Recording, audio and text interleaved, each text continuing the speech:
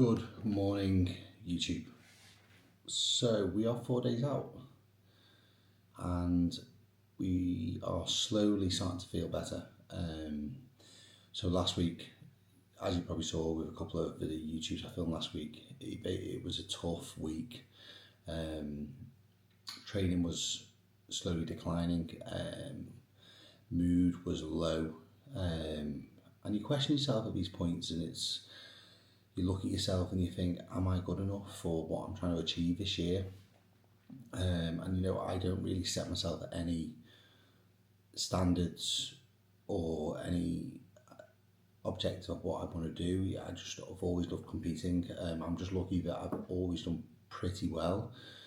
I'm not a bodybuilder who lives and breathes it. I am someone who very much, as I grew up, enjoyed other aspects of my life. I competed my first time when I was 22 in BNBF and NPA, which are natural bodybuilding federations, and I won a BNBF regional. I won an NPA regional as a junior. I then competed as a novice and won a novice show as a junior. As a junior. And then I went to British finals as a junior, in which I came third. I got beat by two incredible bodybuilders at the time, two juniors.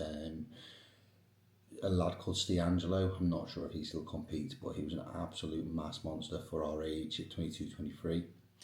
And then Nathan, I can't remember Nathan's second name, but honestly, for a 22, 23-year-old black dude, I remember being stood in the lineup with him in the quarter turns, and I was placed next to him. We was doing our front relax, and it says quarter turn to your right.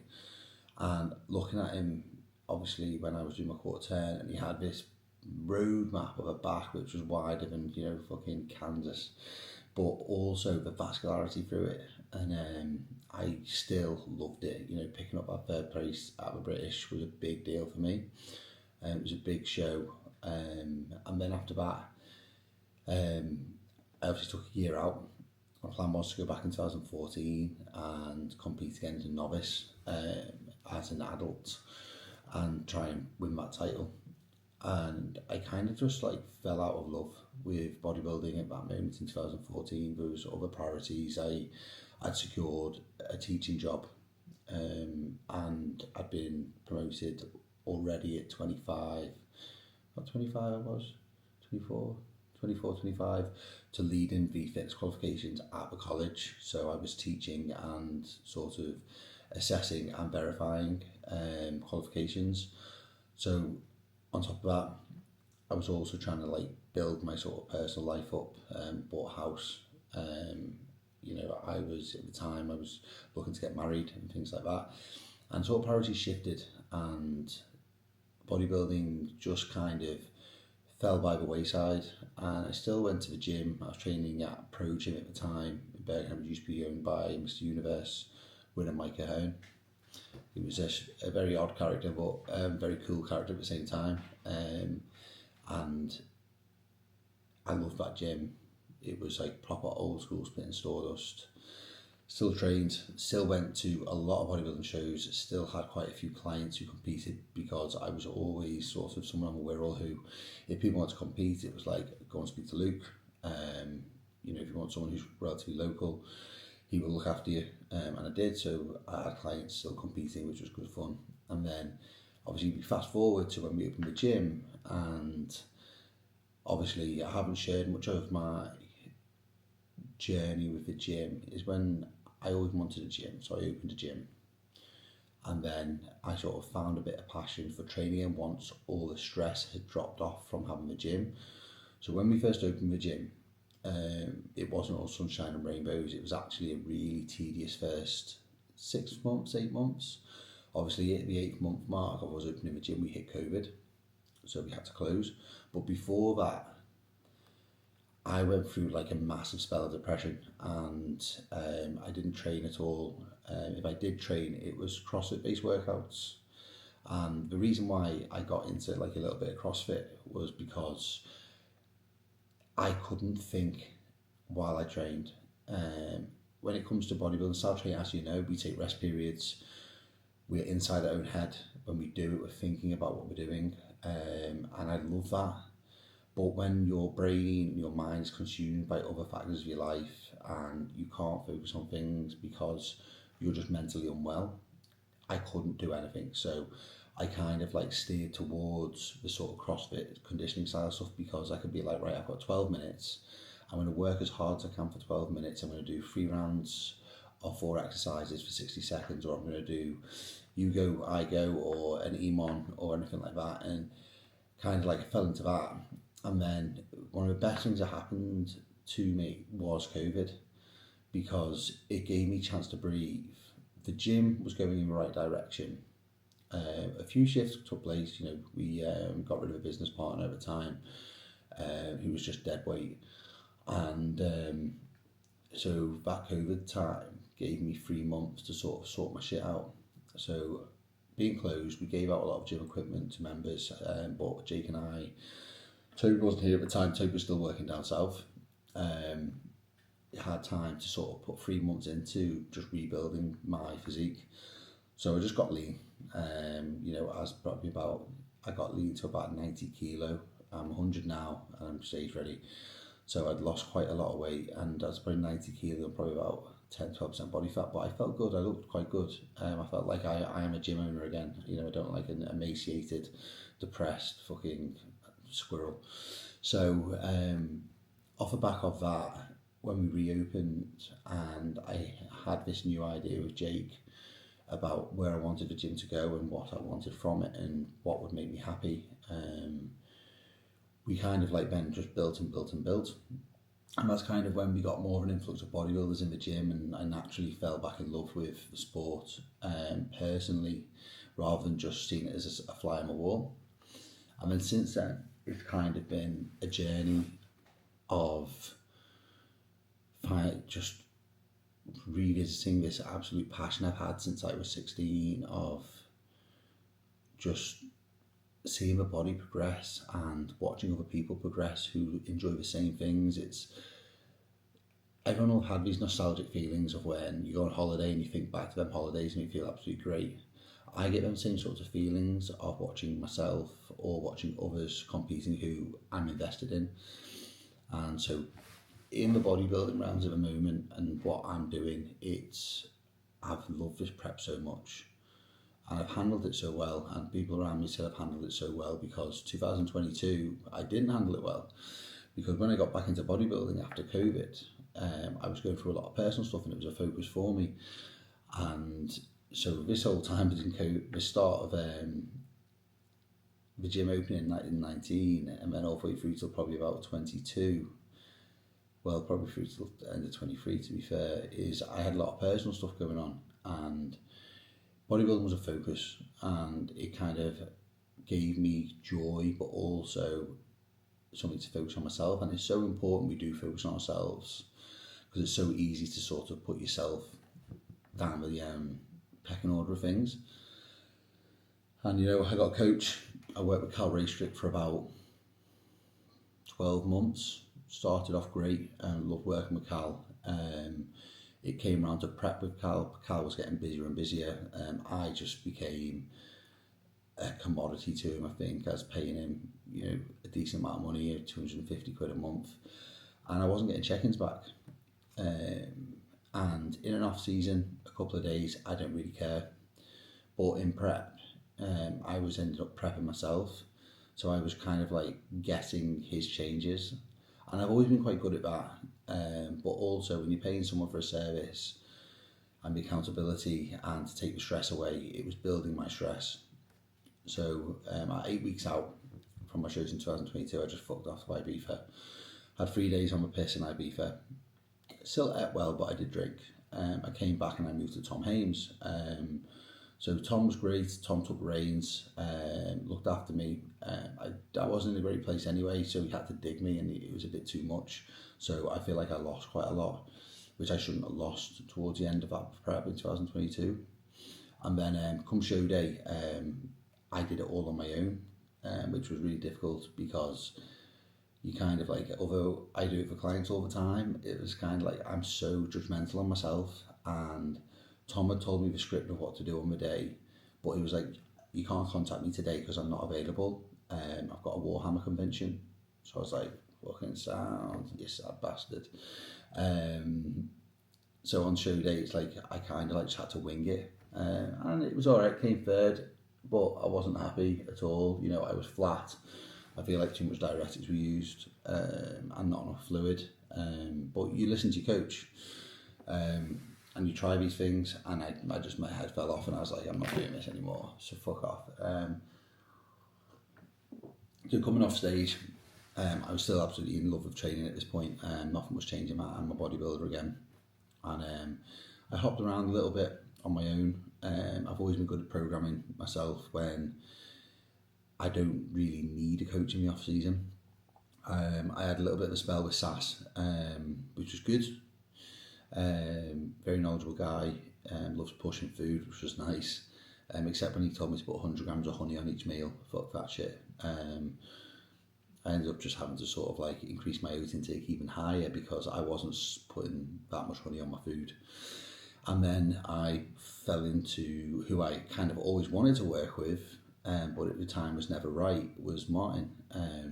And I wanted to work with Martin before SAS because I'd followed Martin for a while. I'd met him a couple of times at shows, and he just gave me a very positive vibe, and also I felt like he was a bit like me. You know, he really cares about his athletes. He's down to earth. He doesn't bullshit you. If he wants you to do something, he'll tell you to do it. He won't kind of give you that too much flexibility.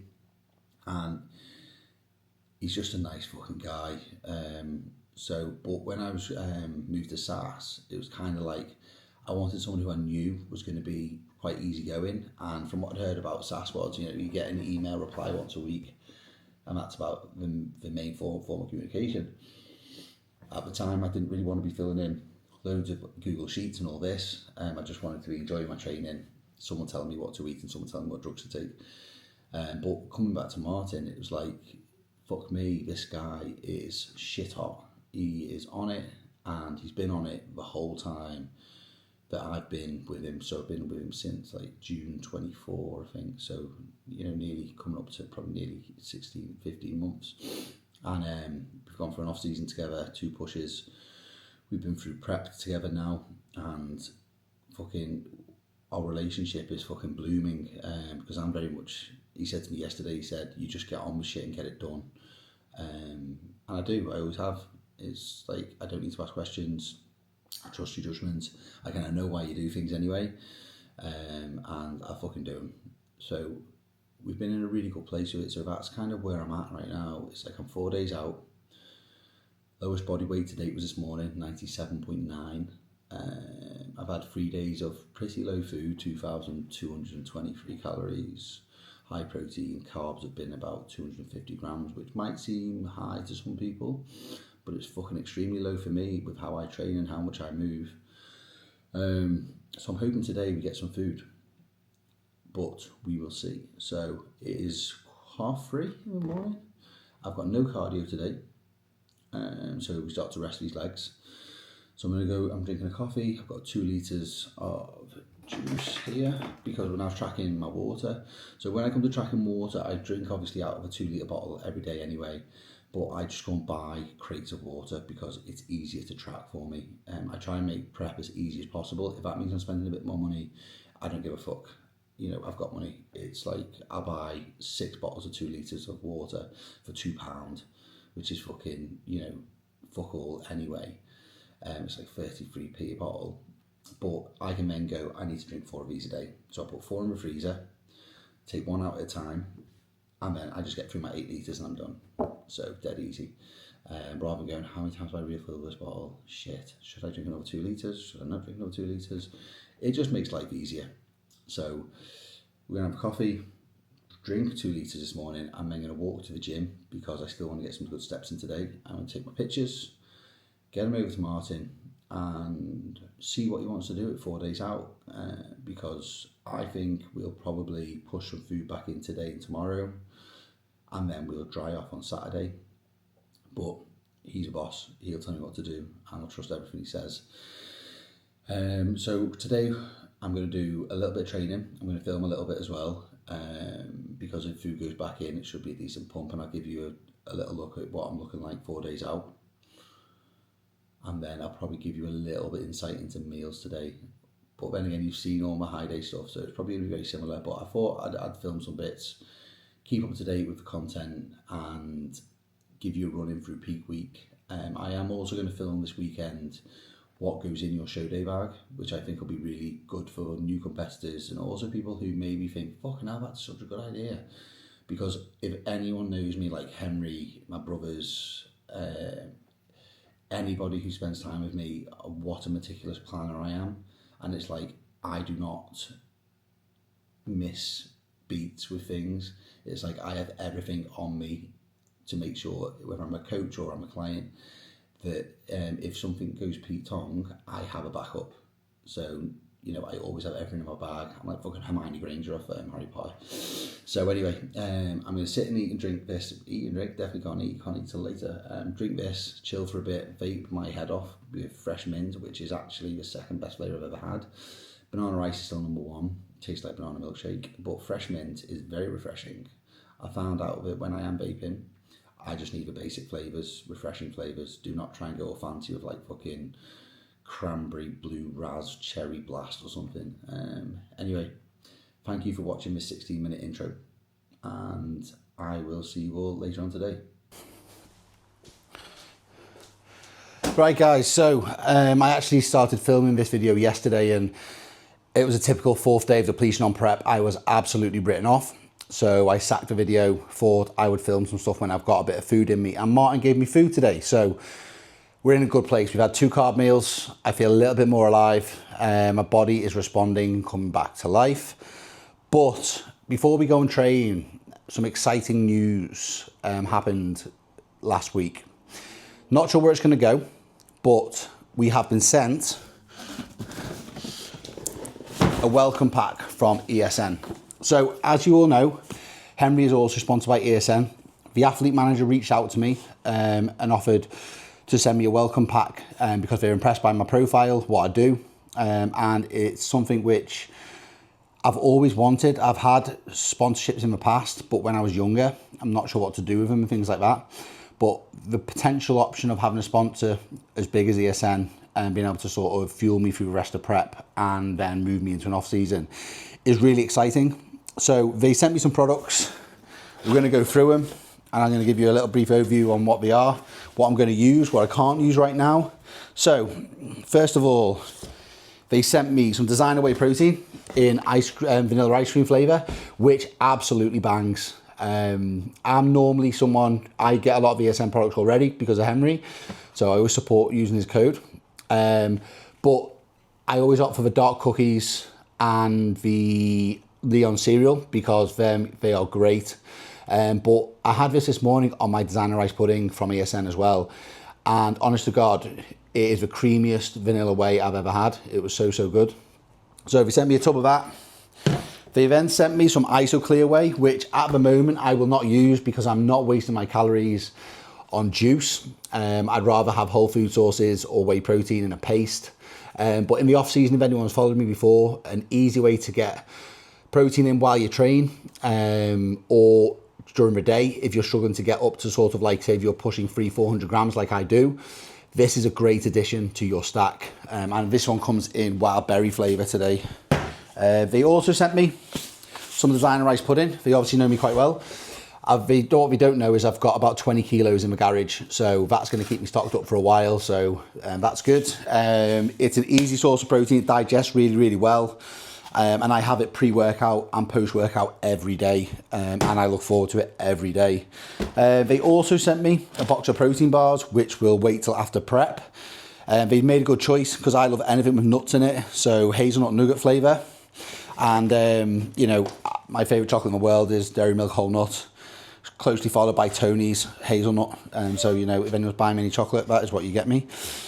They also sent me some of their flavour systems, which I had in my designer rice pudding this morning. This one was the honey cereal, which was incredible. Really, really surprised how good it was. I've had the hazelnut one, which was good, but this one has little pieces of cereal in it. Really, really good.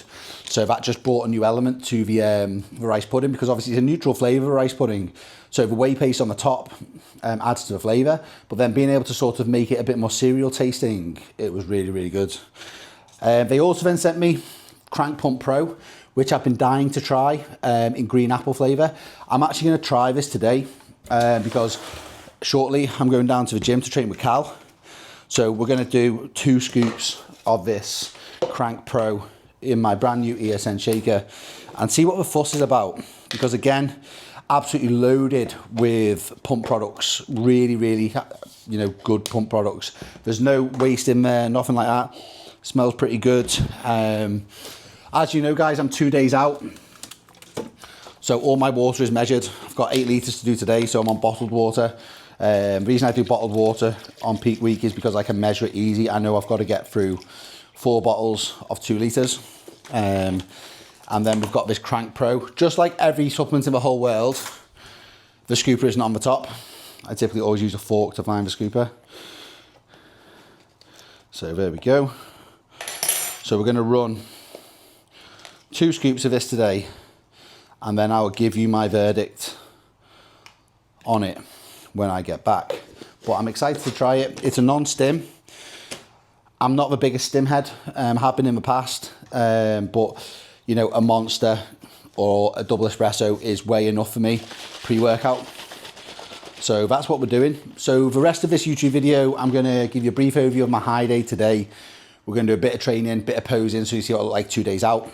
And then tomorrow, I'm going to film my show day bag. So what goes into my show day bag, which I think will be quite cool because, if you're a first time competitor, you're not sure what to pack. So I'm literally going to run you through absolutely everything you need on show day. And then it will be show day. So hopefully, depending on how I feel, I'll get some content for that. But I could actually just do a review on the Monday. Just depends on how busy the day is. Anyway, exciting. ESN in the house, and I shall catch you all at the gym.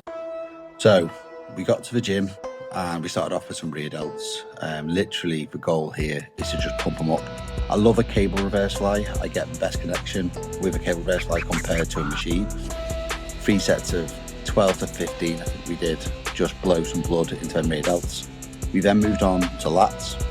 For lats we did a pull down, hammer pull down, unilateral today, simply because I get a great connection in my lower lats by literally just driving down into my pocket as hard as I can, which we did. Lats were well and truly pumped up. We then moved on to our new Victorian old school row, which is much better than the old one. And again, the goal here was to literally just put as much blood into the muscle as possible. Didn't go too bad, as you can see, 50 aside, and just really worked on contracting that tissue. We then moved on to a little bit of upper back. 2 sets, as you can see here, just working that lower trap area, rhomboids, rear delts again, just flushing blood in, moving up those carbs which have been put in me that morning to make sure the session is productive. We're not trying to blow out, anything like that. And then we finished on a compound row. We only did 1 set on here, literally just to finish the lats off before we move back onto an upper back movement, just to give my muscles a slight chance to recover. So just alternating between upper back and lats helps. So then we finished our back with a wide grip pull down, nothing too heavy, just again, just driving the elbows down, focusing on working those upper back muscles. We then did some buys, typical curls, nice and easy, low stress on the joint. I'm not going too deep like a cable might take me.